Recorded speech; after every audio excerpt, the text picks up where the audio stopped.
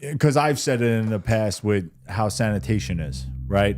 Compared to other agencies. Because everybody always says, like, oh, sanitation's nothing like firemen and the cops because blah, blah, blah. But it is, because we're not super close with 24 guys because you're living with them as a fireman. Yeah. You're living with each other, nights and days, waking up next to each other. We didn't have that.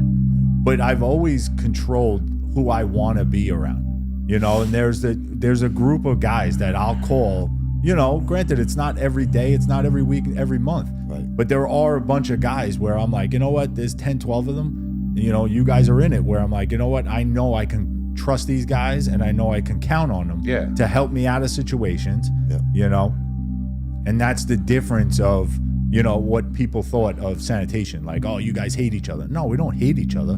It's just we're not as tight because we don't wake up next to each other. You go through the same city job problems as the other ones do. Yeah. High divorce rate. It's a very high divorce rate, So you're still married, you're working harder than we ever did.